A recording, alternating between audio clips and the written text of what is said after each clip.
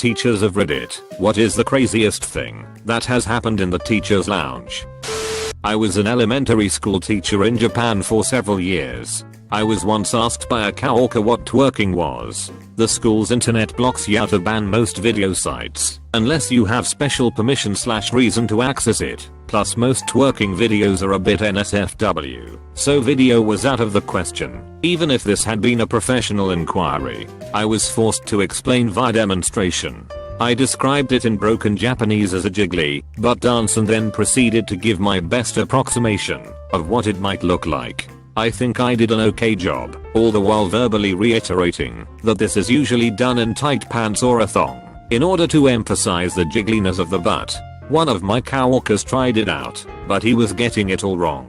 His twerking looked more like a weird hula dance, and I told him so. One of the other teachers was like, it's more in the hips, right? And actually did a decent job. Then a third teacher was like, what are you guys doing? And we then proceeded to re-explain what twerking was, and a couple minutes later, me and 4 other teachers in suits were twerking in the teacher's room with varying degrees of success. Not my proudest moment.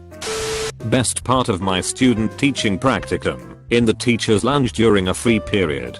There is this nice little old lady teacher marking papers while I make some coffee. Nice and quiet, yeah no? Then all of a sudden she slams her pen on the table and yells, you call that a fucking thesis statement? Also, bitch, and bitch. Gossip about students and other teachers. I became so disgusted over the behavior that I started hanging out in the janitor's room, to which I found out became the new topic of gossip in the teacher's lounge. Whatever, I was never out of supplies and my room was always spotlessly cleaned. And that's what happens in the teacher's lounge. Mr. L was microwaving some leftover fish for his lunch. Mr. D comes in and says it stinks in here. Who would microwave old stinky fish? Mr. L waits for his fish to finish microwaving, then takes it to an empty corner, but is too bitter after the encounter to enjoy a single bite of it. I was a sub for a few months before I left for the Navy. Back then, I didn't actually need to do anything but take a 2-day class to be a sub. $50 a day is pretty good. Ick now? Anyway, the craziest thing that happened in the teacher's lounge was a principal dressing down a teacher who was adamant about getting more desks in her classroom because half her students in 2 of her 3 classes didn't have one. The principal told her that if she wanted the desks so bad, she should consider stripping instead. He was removed sometime after. Turns out he was stealing from the school.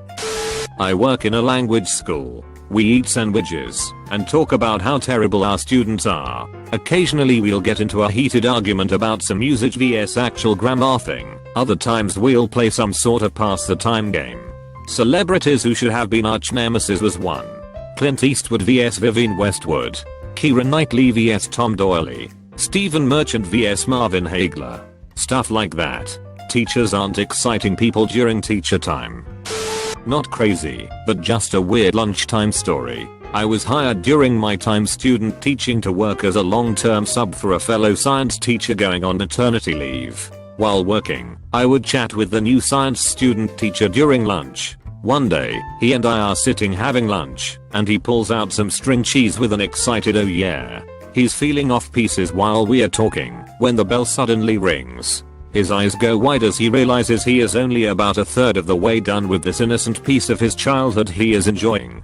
He says, I can't let the kids see me eating this. They'll never let me live it down. So he decides to finish it in fast forward, not taking larger strips, not biting it like some lame wannabe mozzarella stick, but peeling off thin strands super quickly and shoving them into his mouth.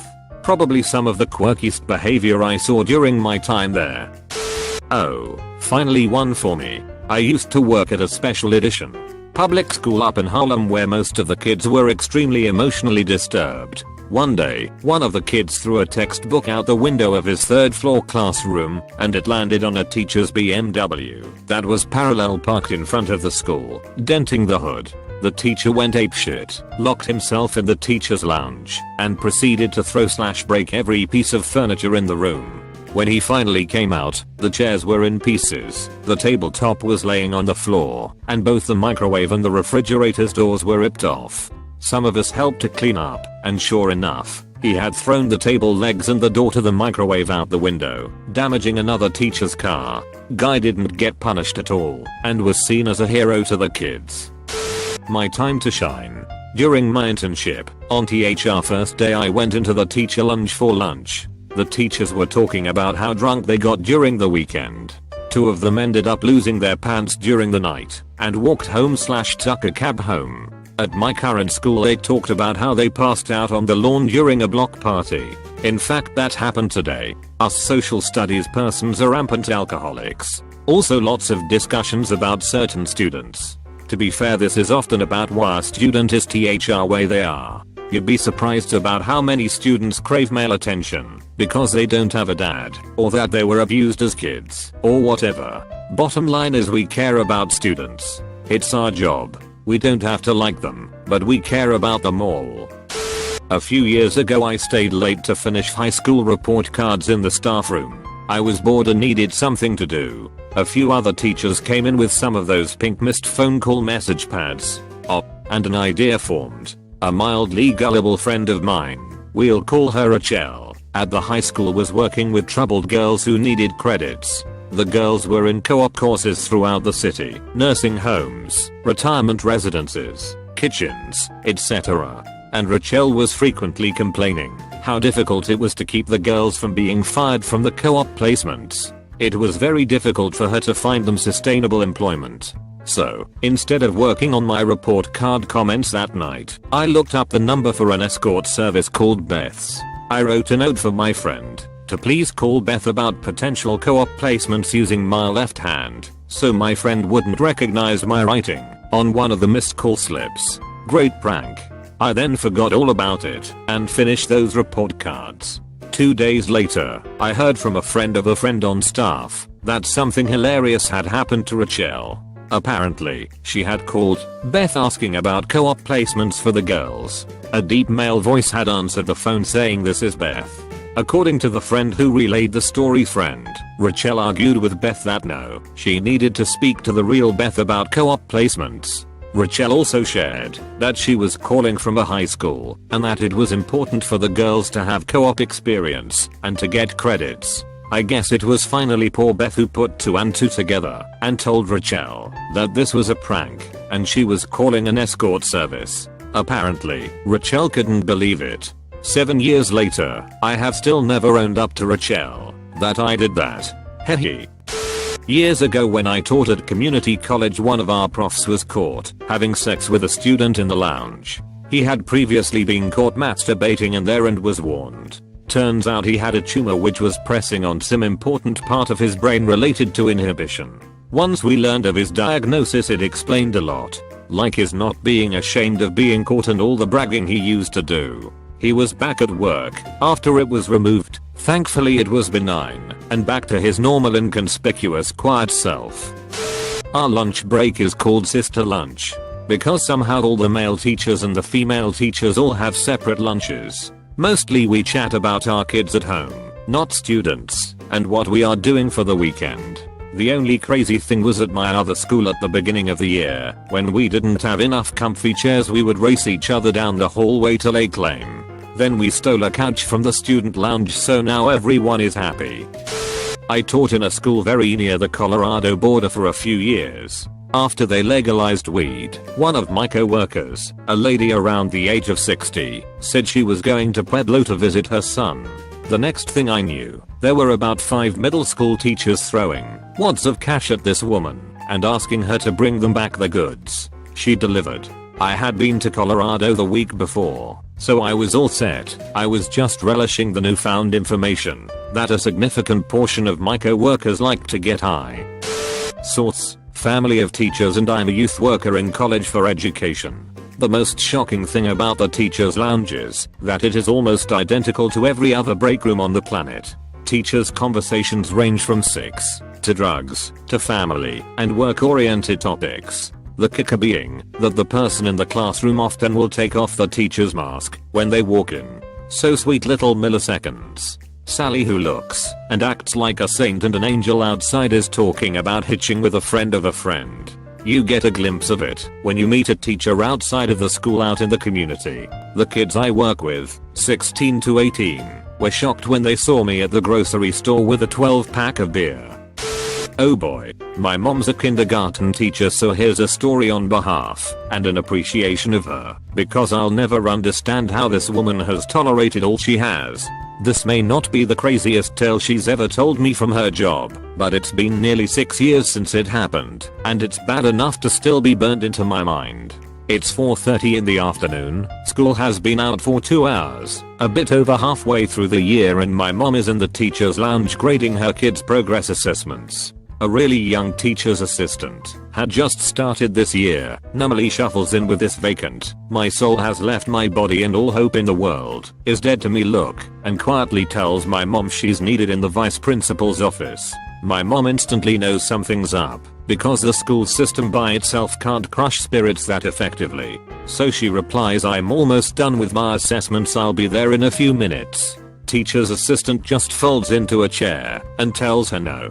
You need to be there now." We now have my mother on her way to the VP's office. 30-second walk from the lounge. About halfway there, she stops. The entire hall reeks of shit. VP is just standing outside of her office and nods to my mom like, "Yeah, this is for us," with her shirt pulled to cover her nose. So they walk in, and it's one of her students' moms standing there fucking immune to the shit stench, and with a smug "you're getting fired" grin on her face. Mom is by the doorway and VP is sitting behind her desk when this woman pulls out of her purse and drops onto it a diaper full of shit which spatters on and ruins most of the papers and everything already there. It's her son's. Note, kindergarten kids are 5 to 6 years old and are supposed to be fucking potty trained well before this point in time. Excrement from that day. Woman's mouth unhinges in snake-like fashion. Banshee screaming floods the building with the deafening sounds of "This is my son's, look at what you did, I specifically told you when school began he can't have chocolate milk, why did you give it to him, why didn't you clean him,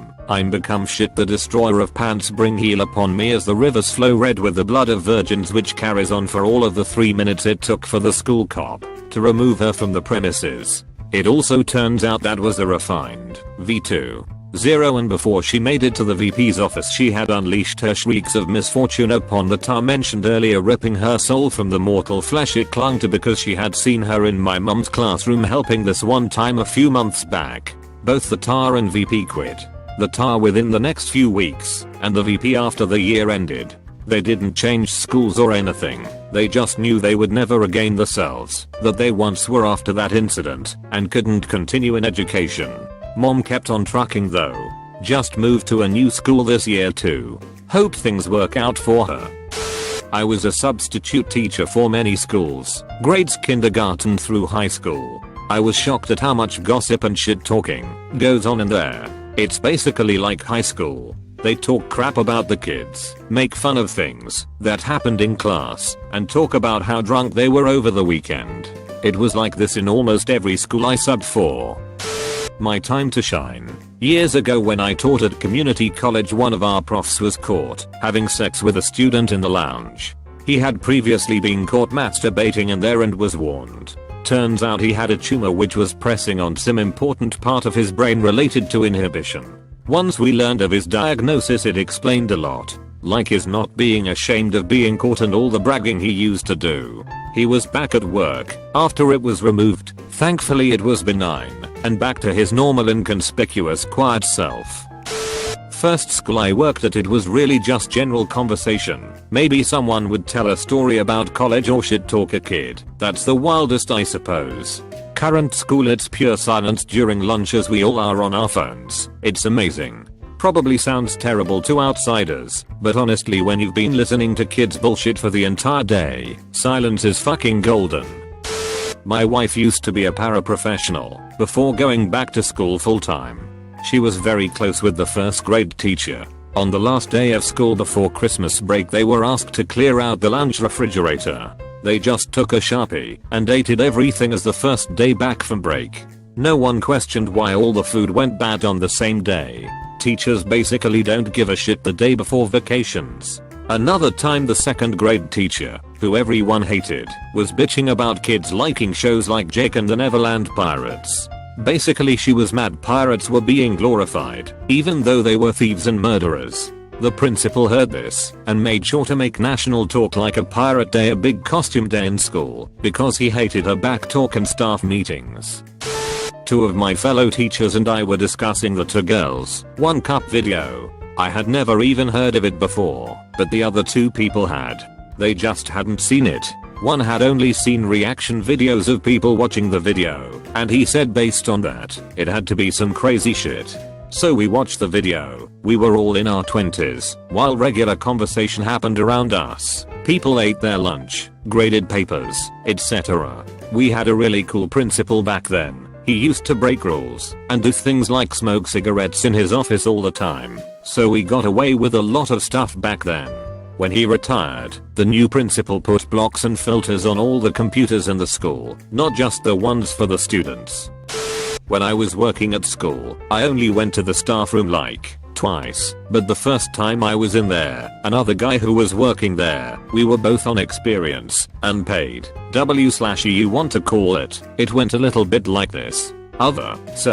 Kid who was also in our year group got put in a coma the other day. Me, well, it doesn't really affect me. Hopefully he came out of it, but he's a bit of a dick, like. Yeah, true. I'm not bothered that much either. Hopefully he'll get out of it though. It can't be nice. Every other person in there mumbles in agreement.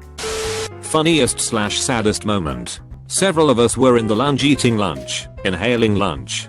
20-minute shift. It was Friday, Akajean's day. We had a science teacher who had spent a few years teaching at an American school in the Republic of Niger and was wearing a Niger football, soccer, jersey. The dumbass, jock, former pet teacher, semi-pro football player, principal, yes, I'm generalizing, judging, etc. comes in and says, in all seriousness, Mr. S, you really need to change your shirt.